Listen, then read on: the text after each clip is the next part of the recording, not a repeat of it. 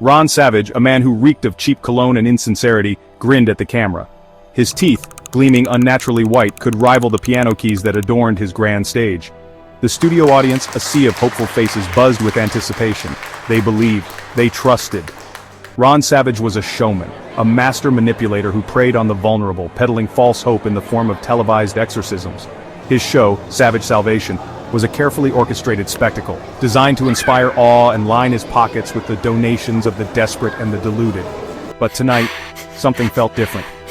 A palpable tension hung in the air, thick and suffocating. Millie clutched the worn photograph tighter, her knuckles bone white. Her daughter Susie stared back at her, her once bright eyes now vacant and distant.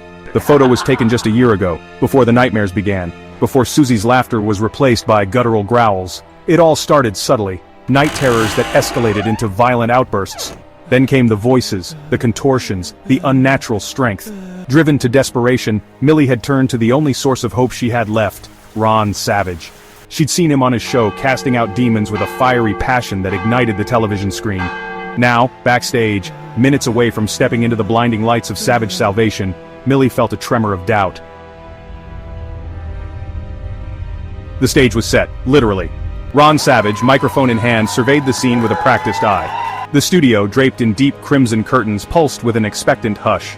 Spotlights cut through the artificial fog, casting long, dancing shadows that whispered of hidden secrets. The centerpiece of this elaborate charade was a simple wooden chair, its surface scratched and worn.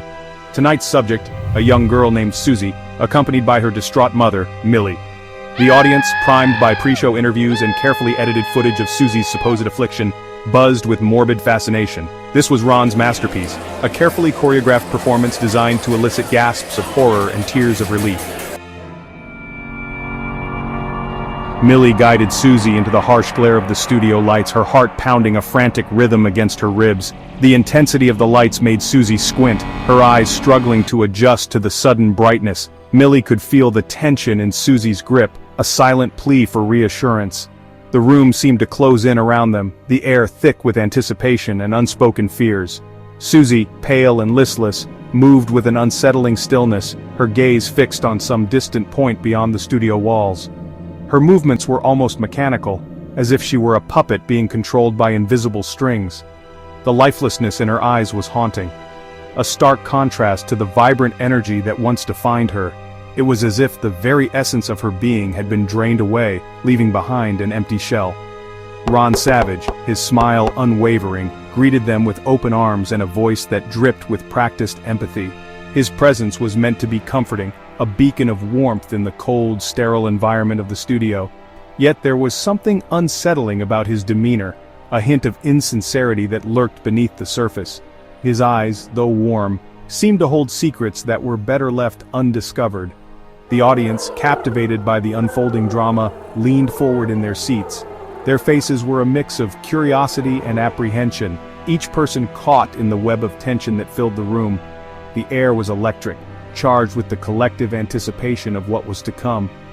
Every eye was fixed on the stage, every breath held in suspense. He placed a reassuring hand on Susie's shoulder, feeling a jolt of something cold and alien course through his arm. The lights flickered. It was as if the very touch had triggered a reaction, a connection to something otherworldly. The sensation was unnerving, a stark reminder that they were dealing with forces beyond their understanding. The flickering lights cast eerie shadows, adding to the growing sense of dread. A collective gasp rippled through the audience. The sound was almost tangible, a wave of shock and fear that swept through the room. It was a moment of shared realization, a collective understanding that something extraordinary was happening. The tension in the air was palpable, a living, breathing entity that seemed to feed off their fear.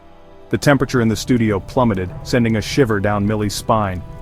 The sudden cold was like a physical presence, wrapping around them and seeping into their bones. It was as if the very air had turned against them, a chilling reminder of the darkness that lurked just out of sight. Millie hugged herself, trying to ward off the cold, but it was relentless, a constant gnawing presence. A low growl, barely audible at first, emanated from the shadows at the edge of the stage. It was a sound that seemed to come from the depths of the earth, a primal, menacing noise that sent a chill down their spines. The growl grew louder, more insistent, as if whatever was lurking in the shadows was drawing closer. The darkness seemed to pulse with a life of its own, a malevolent force that threatened to consume them all. Susie's head snapped up, her eyes burning with an unholy light, the soft brown replaced by a malevolent yellow that seemed to pierce through Ron's very soul. It was as if a dark force had taken over her, transforming her gentle demeanor into something terrifying and otherworldly. The intensity of her gaze was so powerful that it felt like it could burn through anything in its path. Her jaw slackened, contorting into a grotesque grin that stretched impossibly wide, revealing rows of jagged, pointed teeth. The sight was horrifying, a nightmarish vision that seemed to defy the very laws of nature. It was as if her face had been twisted by some malevolent force, turning her into a creature of pure evil. A foul stench like rotting flesh and sulfur filled the air, choking the audience with its putrid embrace. The smell was so overpowering that it made people gag and cover their noses, their faces contorted in disgust. It was as if the very air had been poisoned, tainted by the presence of something unholy. Ron stumbled back, his carefully constructed composure crumbling like a house of cards in a hurricane. His eyes widened in terror, and his hands shook uncontrollably. He had never seen anything like this before, and the sheer horror of the situation was too much for him to handle. His mind raced, trying to make sense of the impossible scene unfolding before him. This wasn't part of the act. The stage, once a place of controlled performance, had become a battleground for forces beyond comprehension. The eerie lighting cast long shadows, adding to the sense of dread that permeated the air. The crew, who had been so confident in their ability to create illusions, now found themselves facing a reality far more terrifying than anything they could have imagined. A voice, guttural and laced with ancient malice, boomed from Susie's throat, shattering the illusion of the carefully crafted television set. It was a sound that seemed to come from the depths of hell itself, resonating with a power that shook the very foundations of the studio. The words were unintelligible, but the malevolence behind them was unmistakable. The audience, their initial fascination replaced by primal fear, erupted into chaos. Screams filled the air as people scrambled to escape, their faces pale with terror. The sense of panic was palpable, a living, breathing entity that seemed to feed off the fear of those present. It was a scene of utter pandemonium, with people pushing and shoving in their desperate bid to get away. Panic, raw and consuming, flooded the studio, drowning out the screams of the terrified cameramen as they dropped their equipment and fled. The once orderly set had descended into chaos, with people running in all directions, their fear driving them to acts of sheer desperation. The sense of dread was overwhelming, a dark cloud that seemed to envelop everything in its path. The studio, once a haven of manufactured miracles, transformed into a scene ripped straight from the bowels of hell. The once pristine floors were now littered with debris, and the air was thick with the acrid smell of burnt electronics. Shadows danced on the walls, cast by the flickering lights that struggled to stay on. The air crackled with unseen energy, the temperature fluctuating wildly between searing heat and bone-chilling cold. It was as if the very fabric of reality was being torn apart, leaving behind an atmosphere that was both suffocating and freezing. The eerie mist that filled the room seemed to pulse with a life of its own, adding to the sense of dread. The wooden chair where Susie sat, now levitating several feet above the ground, shivered and groaned under the weight of the entity that had taken root within her. Her eyes, once full of life, were now vacant and hollow, reflecting the malevolent force that had taken control. The room seemed to vibrate with an unholy resonance, amplifying the terror that gripped everyone present. The demon, its power unleashed, turned its attention to the trapped audience. Its eyes glowed with a sinister light, and a guttural growl emanated from its throat.